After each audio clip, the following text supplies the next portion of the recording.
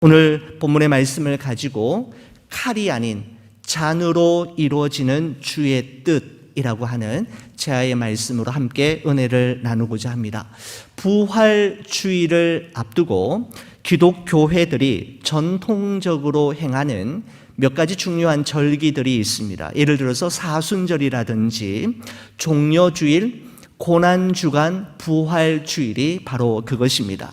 여러분, 사순절은 부활주의를 맞이하기 전 주일을 뺀 40일 동안의 기간을 의미합니다. 특별히 이 40이라고 하는 숫자에는 특별한 의미를 가지고 있는데, 바로 예수님께서 40일 동안 광야에서 금식을 하시면서 공생의 사역을 준비하셨던 기간이 바로 40일입니다. 바로 성도는 이 40일 동안에 예수님의 생애와 죽음을 묵상하고 그분의 십자가 사랑과 은혜를 생각하면서 부활주의를 준비하는 기간으로 이 사순절 기간을 지켜왔습니다. 여러분, 특별히 사순절은 제2의 수요일이라고 하는 애쉬 웬즈데이라고 하는 그 날로부터 시작이 되는데, 올해 애쉬 웬즈데이는 2월 26일이었습니다.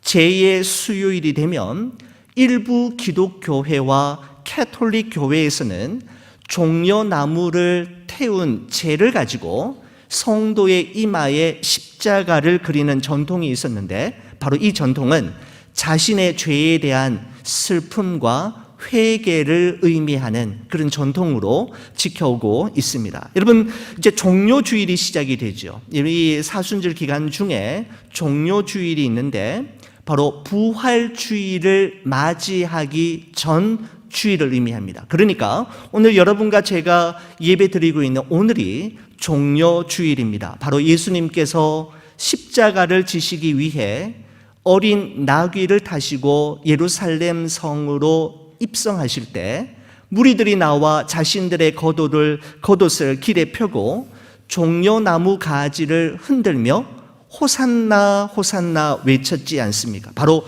그날을 기념하는 날입니다. 성경에서 종려나무는 최후의 승리를 의미하고, 호산나 호산나라고 할 때 이 호산나는 지금 우리를 구원하소서라고 하는 의미를 가지고 있습니다. 이처럼 종려주일을 지나고 나면 그 다음 날인 월요일부터 토요일까지를 기독교회에서는 전통적으로 패션 위기라 그러죠. 고난 주간을 보내게 되는데, 바로 우리의 죄와 허물을 사하시고 우리에게 영원한 생명을 주시기 위해 고난 당하실 뿐만 아니라 십자가에 달리신 예수님을 깊이 묵상함으로 우리의 죄를 회개하고 우리를 향한 하나님의 사랑이 얼마나 놀라운지를 우리의 되새기는 그런 주간으로 보내게 됩니다. 우리 교회에서는 내일부터 시작되는 고난주간 동안에 예수님께서 십자가에 매달려 계시는 동안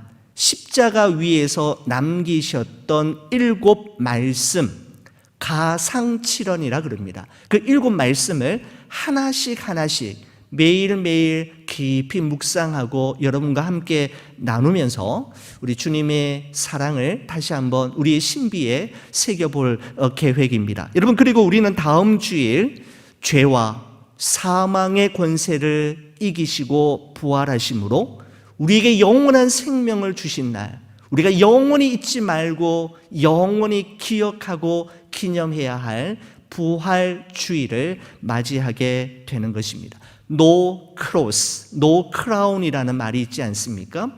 십자가 없이는 면류관도 없다라는 의미이지요.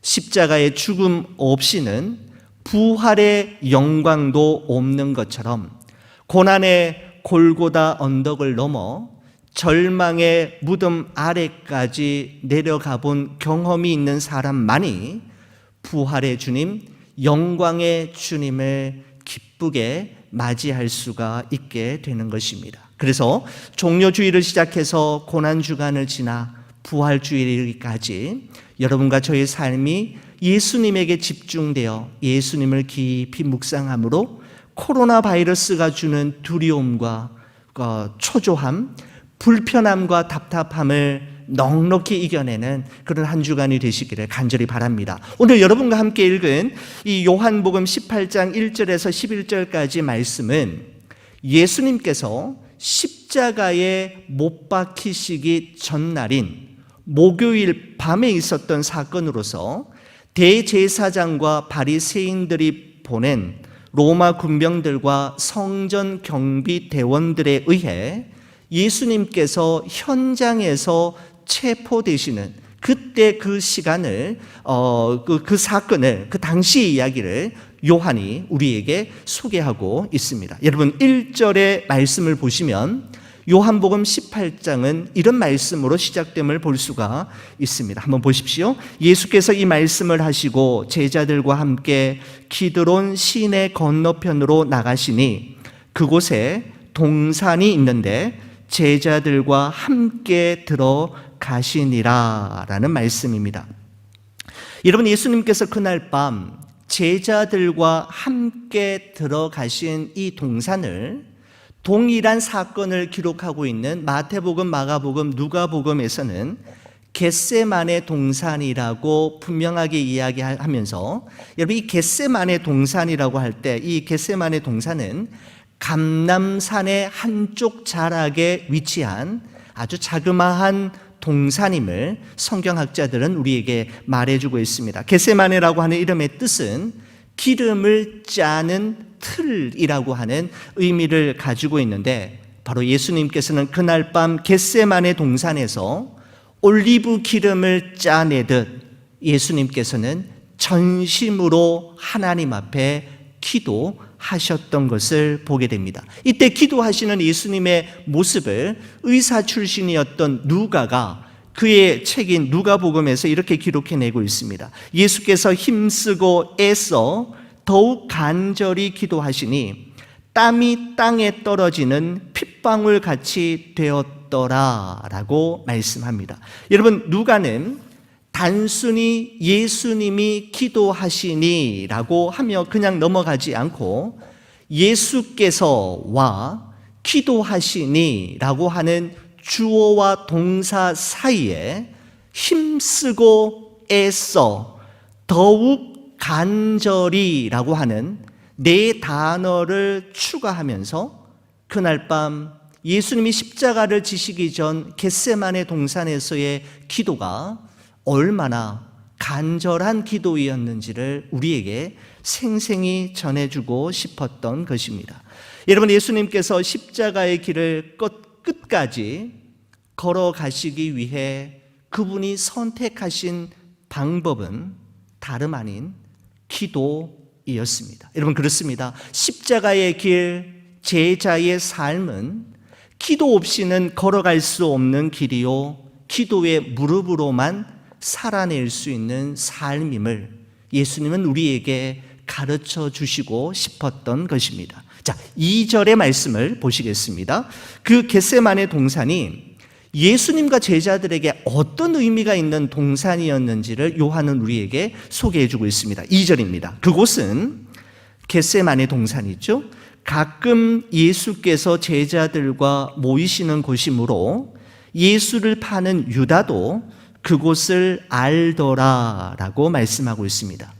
겟세마네 동산은 예수님과 제자들만이 알고 있는 그들만의 아지트이었을 뿐만 아니라 예수님과 제자들의 소중한 추억과 이야기가 고스란히 담겨져 있는 장소, 바로 그곳이 겟세마네 동산이었습니다. 여러분 또한 누가복음 22장의 기록에 보면 예수님께서는 하루의 일과를 시작하시기 전 새벽 미명에 일어나 기도하셨던 곳, 하루의 일과를 마치고 하나님 앞에 기도로 마무리하셨던 곳이 역시 이곳 겟세마네 동산이었음을 누가는 우리에게 전해주고 있습니다.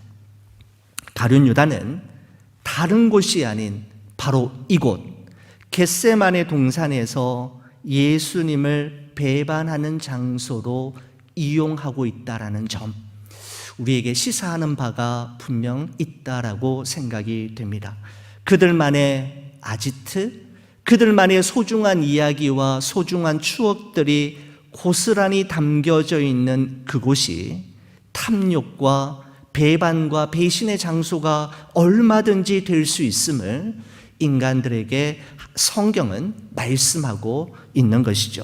여러분, 가룟 유다는 그날 밤 그곳에 누구와 함께 갔습니까? 3절이 우리에게 말씀해 주고 있습니다. 보십시오.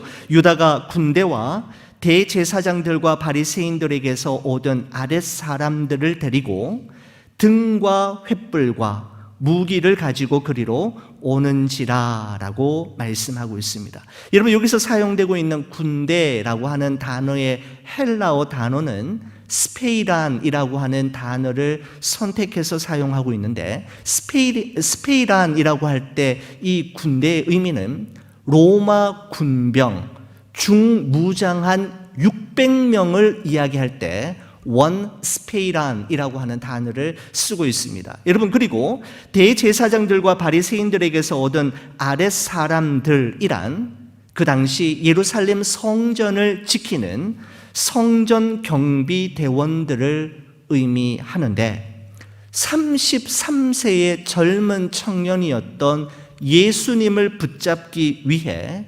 대제사장과 바리새인들은 이토록 많은 군인들과 성전 경비 대원들을 급파함으로 예수님을 놓치지 않고 반드시 잡아 죽이겠노라고 하는 그들의 결심과 결의를 우리가 눈여겨볼 필요가 있는 것 같습니다. 여러분, 그런데 저는 여기에 초점을 맞추는 것보다도 요한이 우리에게 말하고자 하는 중요한 단어가 있다라고 생각이 됩니다. 바로 요한은 그들이 그날 밤 예수님을 체포하기 위해 갑자기 들이닥쳤을 때 그들의 손에 들려져 있었던 것이 무엇인지에 대해 우리의 시선과 관심을 집중하게 만드는 것 같습니다. 그들의 손에 무엇이 들려져 있었냐면 등과 횃불과 무기이었다라고 기록하고 있습니다. 여러분, 동일한 사건을 기록하고 있는 마태복음에서는 그들이 그날 밤에 가지고 온 것이 무엇이었냐 하면, 마태복음에서는 칼과 몽치라고 되어 있고 마가복음과 누가복음에서는 검과 몽치를 가져왔다라고 기록하고 있는 반면에, 요한복음에서 요한은 칼과 검과 몽치를 그냥 무기로 하나로 이렇게 통합해 버린 후에 무기보다 더 우리에게 시선을 맞추어야 할 두 가지를 우리에게 제시하고 있는데 무엇인가 하면 등과 횃불이었습니다. 등과 횃불입니다. 여러분, 당연히 어두운 밤 넓은 동산을 수색하기 위해서 등과 횃불이 필요한 것은 자연스러운 일이라고 생각하고 그냥 지나칠 수도 있겠지만, 요한복음의 저자인 요한만큼은 그것을 그냥 놓치고 싶지 않았던 것입니다. 우리로 하여금 그들의 손에 쥐어져 있었던 등과 횃불에 우리의 관심을 쏠리게 하고 있습니다. 바로 어둠을 밝히는 등과 횃불을 언급한 데에는 요한의 의도가 분명 있다라는 말씀입니다. 여러분, 그것은 예수님이야말로 이 세상의 어둠을 밝히는 진정한 빛이 되심을 우리에게 말하고 싶었던 것입니다. 요한은 그날 밤 예수님을 잡기 위해 그들이 가지고 온 등과 횃불을 보는 순간 즉각적으로 예수님이 하셨던 말씀이 떠올랐을 것 같습니다. 요한복음 8장 12절에 보면 예수님은 일찍이 이렇게 말씀하신 적이 있으시죠. 나는 세상의 빛이니 나를 따르는 자는 어둠에 다니지 아니하고 생명의 빛을 얻으리라 라고 하셨던 그 말씀이 그들이 가지고 온 등과 횃불을 보는 순간 요한은 생각났을 것입니다.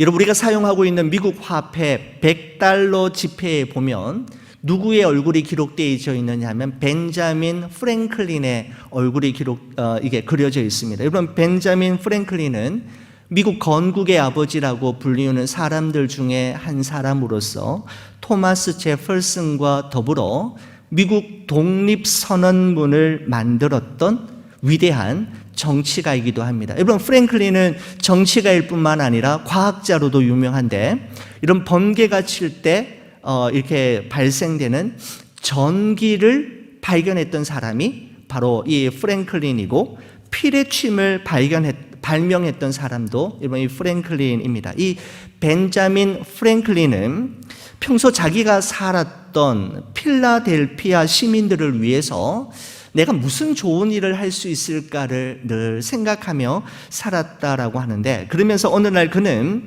예쁜 등 하나를 준비해서 집 바깥에 집 그 앞에 선반을 만들어 놓고 그 예쁜 등을 올려놓은 다음에 밤새도록 불을 켜두었다고 합니다. 처음에 동네 사람들이 지나가면서, 아니 저 등불은 집 안에 두어서 집 안을 밝혀야 되는데 저렇게 집 밖에 두고 밤새도록 불을 켜두니까 얼마나 낭비가 되는 일이냐며 비웃음을 짓는 사람들도 있었다고 합니다. 그러나 한 주가 지나고 한 달이 지난 후에 사람들은 뭔가를 깨닫기 시작했는데, 집 밖에 불을 켜두기 시작하니까 밤에 길을 잃어버리는 사람이 없어질 뿐만 아니라 범죄가 줄어들고 넘어지지 않고 실수하는 법이 없어지는 것을 마을 사람들이 깨닫고는,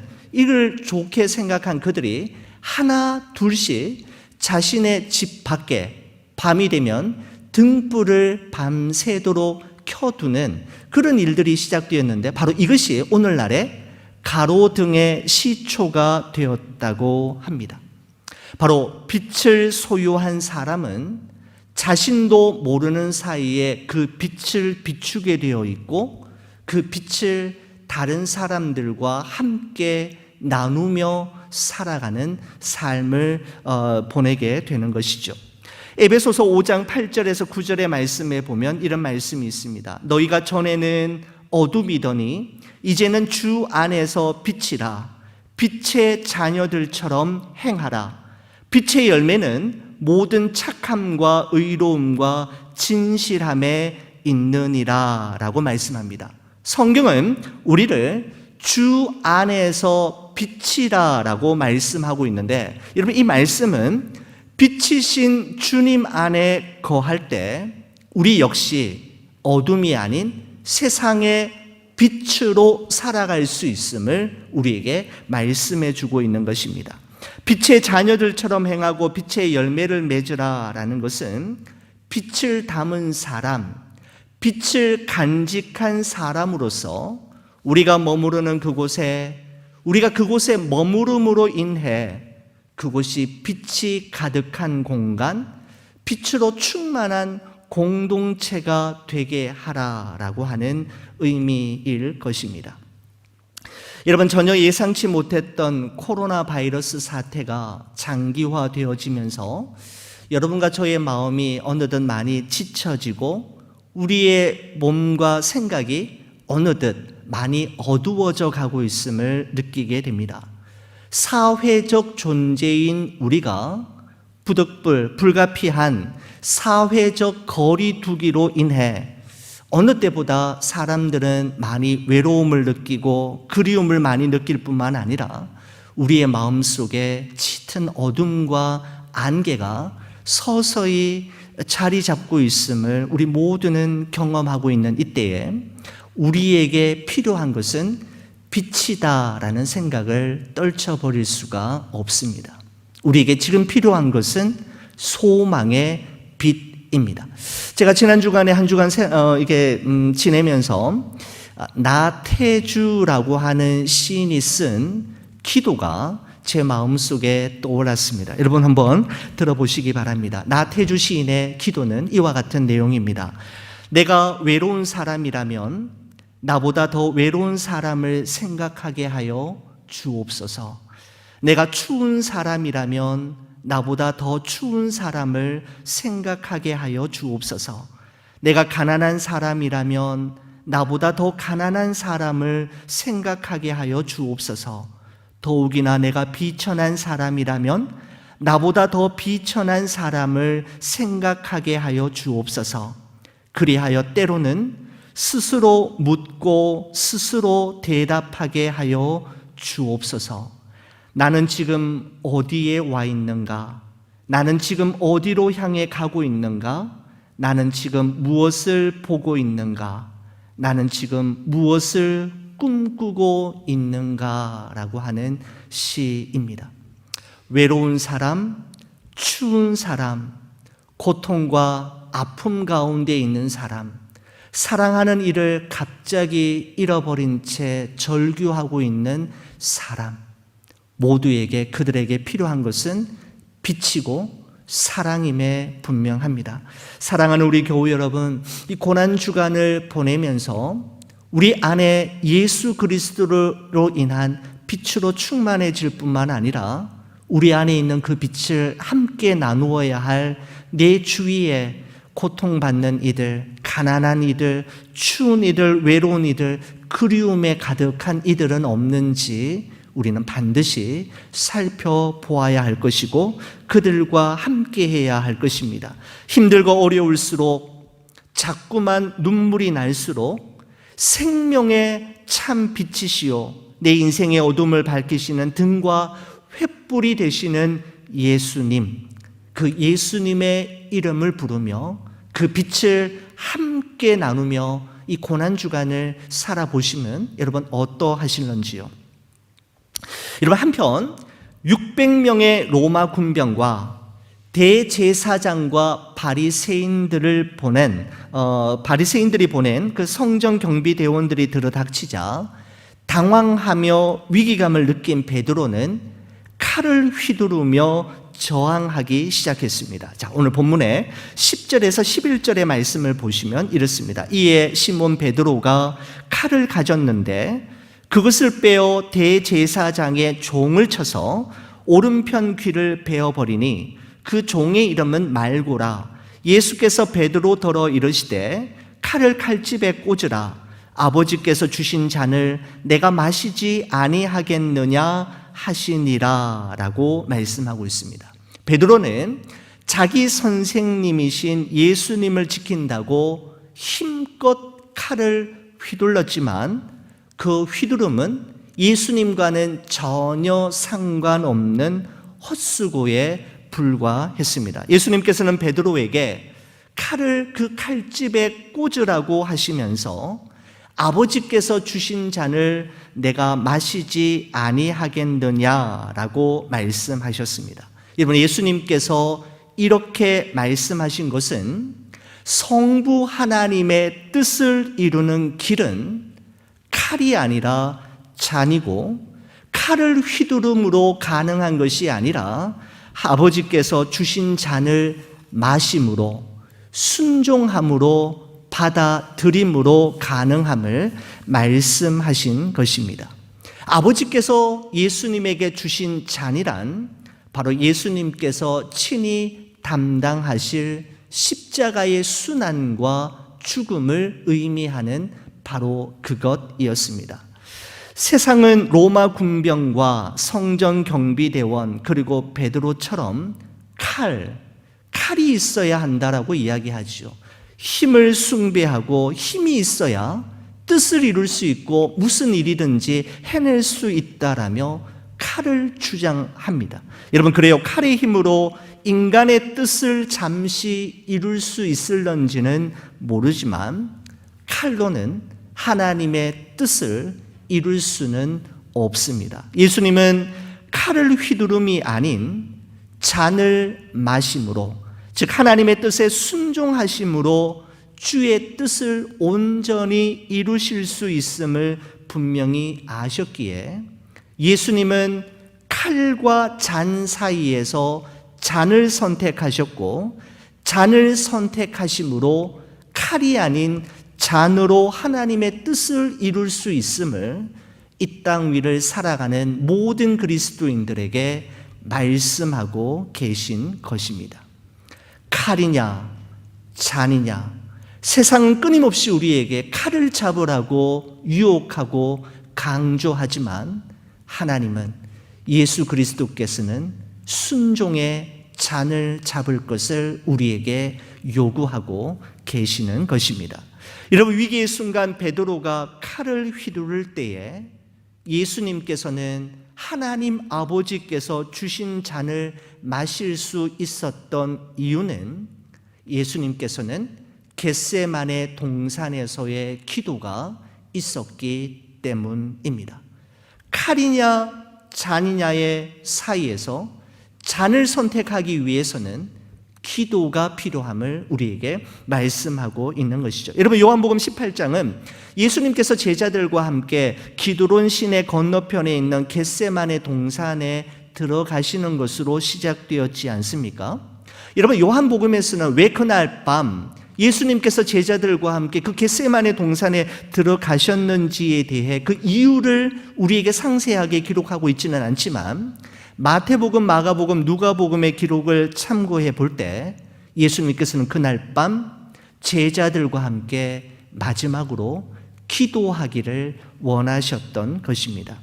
하지만 예수님과 함께 겟세마네 동산에 갔던 제자들은 마음에는 원이로되 육신이 약하여 깨어 기도하지 못했고 결과 그들은 칼을 선택했으며 예수님은 그날 하나님 앞에 이렇게 기도하셨지요. 이르시되 아빠 아버지여, 아버지께는 모든 것이 가능하오니 이 잔을 내게서 옮기시옵소서.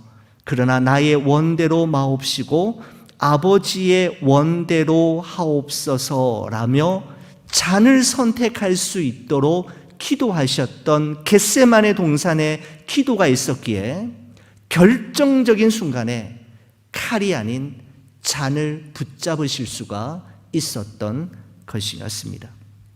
여러분, 그렇습니다. 기도라는 것은 내 뜻을 끝까지 관철시키기 위한 몸부림이 아니라 나의 뜻을 하나님의 뜻에 굴복하고 하나님의 뜻에 순종하기로 결단하는 시간이, 그 여정이 바로 기도의 시간입니다. 기도하지 않았던 베드로는 칼을 뽑았지만 기도하셨던 예수님은 잔을 마심으로 하나님의 뜻을 이루시고 십자가의 길을 묵묵히 완주하실 수 있었던 것입니다. 사랑하는 우리 교우 여러분, 이번 고난주간을 통과하면서 여러분과 저의 기도가 회복되기를 원합니다. 하나님께서 우리에게 주신 뜻과 계획, 우리 교회를 향한, 우리 가정과 우리 개개인을 향한 하나님의 뜻과 계획을 깊이 묵상하는 가운데 더 이상 나의 칼을 휘두름이 아닌 하나님이 내게 주신 잔을 마심으로 주의 뜻을 이루겠노라고 결단하는 시간이 되기를 바랍니다. 무엇보다도 우리 주님과의 처음 사랑, 주님을 향한 처음 마음이 회복되시고 우리 부활주일을 만날 때 우리의 얼굴 속에, 우리의 마음 속에 주님으로 인한 환한 빛이 충만한 모습으로 우리 부활주일 아침에 다시 뵙기를 우리 주의 이름으로 간절히 축원을 드립니다. 우리 함께 기도하시겠습니다.